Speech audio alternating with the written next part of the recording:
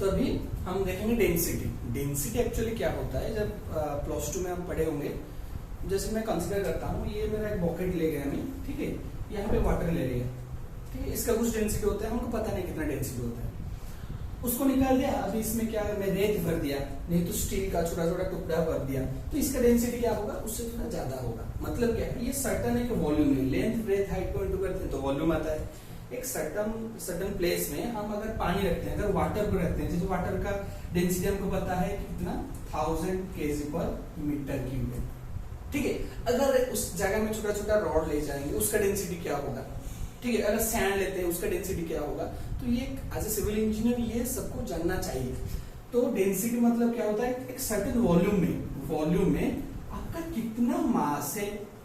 तो वह मास का यूनिट सबको पता है, क्या है, केजी, और वॉल्यूम का है मीटर क्यूब, क्योंकि लेंथ ब्रेथ और हाइट को इंटू किया। तो इतना डाउट क्लियर हो गया। चलो यहाँ पे साइंस भी हो गया और आपका सिविल इंजीनियरिंग भी हो गया। So where is my duster, उधर से डस्टर थोड़ा ले आना सिलन बाबू, ठीक है। चलो अभी आते हैं हमारा डेंसिटी किसका किसका याद रखना है as a civil engineer. So density of cement का कितना है, 1440 kg/m³।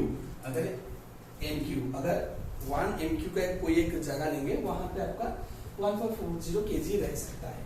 उसके बाद डेंसिटी ऑफ पीसीसी, भाई ये पीसीसी क्या हो गया, प्लेन सीमेंट कंक्रीट। जब डोसा बनाते हैं हम बोलते हैं प्लेन डोसा दो, मतलब बिना मसाला का प्लेन बना दे देता है, वैसे ही पीसीसी, वैसे ही। उसके बाद हो गया उसका भाई आरसीसी मतलब क्या होता है, जिसमें रेनफोर्समेंट लगता है। रेनफोर्समेंट मतलब क्या होता है, हमारा रॉड होता है या बार होता है, स्टील बार जो हम यूज करते हैं। तो ये जो पीसीसी है, प्लेन सीमेंट कंक्रीट, ये आपका बिना रेनफोर्समेंट का, तो उसका डेंसिटी कितना है, 24400 kg/m³, ठीक।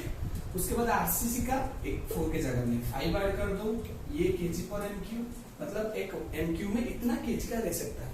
सबसे इंपोर्टेंट होता है, अगर मैं आपको बोल दूंगा जैसे क्या, एक बड़ा सा स्टील हो गया, वो करीबन 2 m³ का है, उसका वेट कितना है, तो भाई देखो ये डेंसिटी ऑफ स्टील, ये क्या है आपका, कितना 7850 kg/m³। ये सब चीज याद रखना चाहिए एज ए सिविल इंजीनियर, तो ये लिख लिए। उसके बाद हम क्या आएंगे, वाटर का तो मैं बोल दिया था। उसके बाद आएंगे हम सैंड का हो गया 1602 kg/m³, ये हो गया ड्राई सैंड का। अगर वेट सैंड होता है, पैक्ड सैंड होता है, ये बढ़ जाता है, ठीक है। तो ये बेसिक चीज आपको याद रखना चाहिए। डेंसिटी हो गया। चलो उसके बाद हम बढ़ते हैं ग्रेड ऑफ कंक्रीट क्या होता है, ठीक है। हम जो बोलते हैं M5, M7.5, M10, ये क्या होता है। एक होता है पीसीसी और एक होता है आरसीसी।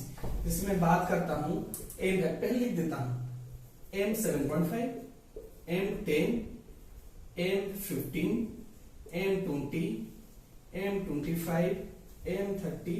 चलो हम क्या क्या कंक्रीट में क्या ज्यादा यूज करते हैं, जैसे सीमेंट हो गया, सैंड हो गया, और एग्रीगेट मतलब क्या है, जो चिप्स यूज करते हैं उसका प्रोपोर्शन क्या होना चाहिए। जैसे 5 है ना भाई, आग बंद करके 5 लिख दो, 5 यहाँ पे हमेशा डबल होगा, 1:5:10 वर्मा सही है।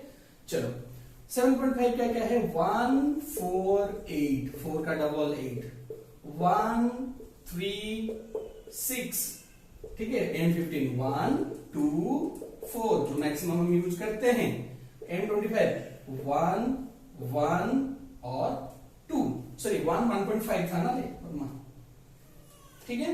उसके बाद ये हो गया 1 1 2, ठीक है। तो ये सब चीज आपको याद रखना चाहिए। जैसे ये वाला पीसीसी हम यूज करते हैं, plane cement concrete without steel का, ठीक है। तो ये वाला सीक्वेंस आपको याद रखना चाहिए, ठीक है। तो ये एम क्या है और 5 क्या है, 5 क्या है, 7.5 क्या है, ये क्या है, 10 क्या है। ये होता है कंप्रेसिव स्ट्रेंथ, क्या बोलते हैं उसको, कंप्रेसिव स्ट्रेंथ, ठीक है। और ये हो गया आपका ग्रेड ऑफ कंक्रीट। तो ये बेसिक चीज आपको अप टू यहां तक याद रखना चाहिए, ठीक है। उसके बाद डिजाइन मिक्स वगैरह आता है, वो दूसरे वीडियो में हम डिस्कशन करेंगे।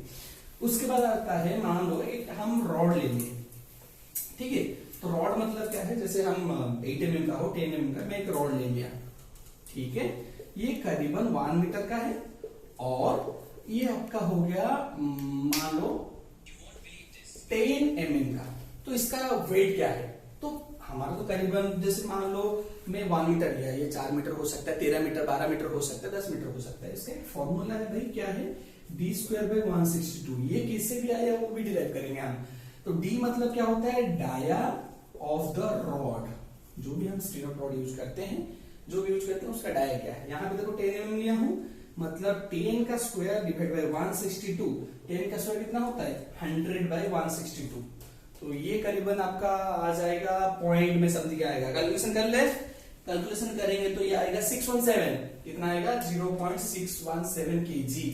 अगर हम ग्राम में कन्वर्ट करेंगे, हमको पता है 1000 इंटू कर देंगे, तो 1000 इंटू करेंगे तो ये पॉइंट इधर आ जाएगा, मतलब 617 617 क्या ग्राम, मतलब करीबन ½ kg से ज्यादा। तो ये हो गया। अगर मान लो ये 10 के जगह में ले जाऊंगा 30, तो 30 अगर ले जाऊंगा तो 3d² मतलब 30 का स्क्वायर बाई 162। ठीक है, 30 का स्क्वायर सबको पता है कितना, 900/162। तो ये आपका 5.555 आ जाएगा kg, 5.5 kg का मतलब है कि डम्बल्स जो यूज करते हैं ना जिम में, वो एक यूज कर सकते हो। तो ये बेसिक चीज आज सिविल इंजीनियर तुमको पता होना चाहिए।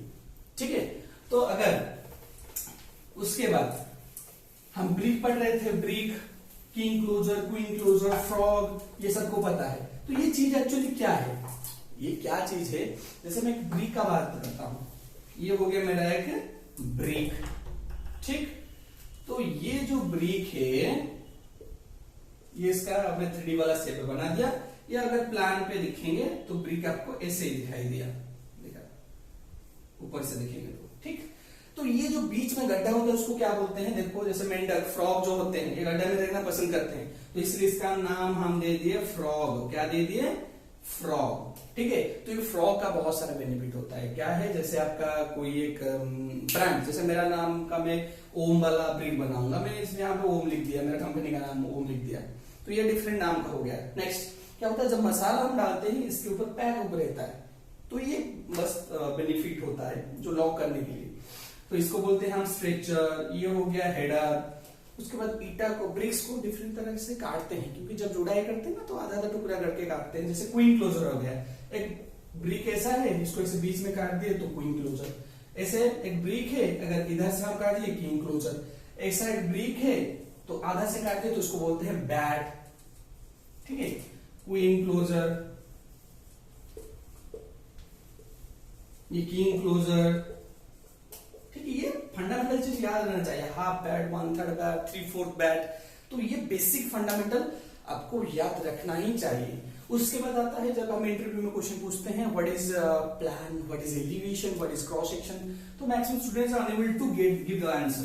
तो क्या होता है, देखो अगर कोई बोला कि भाई मेरा घर बना रहा हूँ, थोड़ा प्लान दे देना। प्लान मतलब क्या है भाई, तुम हेलीकॉप्टर से जा रहे हो, नीचे दिख रहे हो, जो दिखे दे वही प्लान है, नहीं तो ऊपर से देख के नीचे दिख रहे हो। जैसे मेरा एक ये है, मेरा क्या है, एक मैं घर का प्लान दिया हूँ, ये रूम हो गया, ठीक है, और ये एक छोटा सा मान लो यहाँ पे बाथरूम हो गया, ये पूजा का कमरा हो गया, या ये एक लॉबी हो गया, जो भी हो गया, मैं ऊपर से एक रफली स्पेस बना दिया ये। ठीक है, तो ऊपर से जो देख रहा हूं इसको बोलते हैं प्लान। ठीक है, एलिवेशन क्या है, जैसे मैं आगे दिखा हूं वहां पर एक बिल्डिंग कैसा दिखता है, जैसे एक रफली छोटा सा मैं बिल्डिंग बनाता हूं, ये मेरा बिल्डिंग का हो गया स्ट्रक्चर। ठीक है, मैं आगे से देख रहा हूं तो ये हो गया एलिवेशन, ये हो गया आपका एलिवेशन, और ये हो गया था आपका प्लान।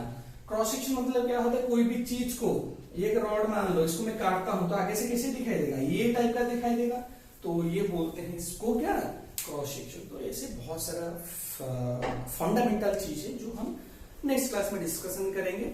तो सबसे इतना ही रिक्वेस्ट है कि आपके पास जो भी नॉलेज है दोस्त लोग के साथ या फ्रेंड लोग के साथ, ये तुम्हारा जो कॉलीग्स है उन लोग के साथ शेयर करेंगे तो सबसे बेस्ट है, क्योंकि आपका वो नॉलेज इंक्रीज होगा। अगर आप वो ऐसे सोचेंगे कि नहीं मैं क्या, वो सीख लेगा तो कुछ घंटा फर्क नहीं पड़ेगा, वो मरने के बाद स्मशान जाएगा तो आप तुम भी जाओगे। ठीक है, तो इसलिए आपका जितना भी नॉलेज है ट्राई करो शेयर करने के लिए। जय हिंद।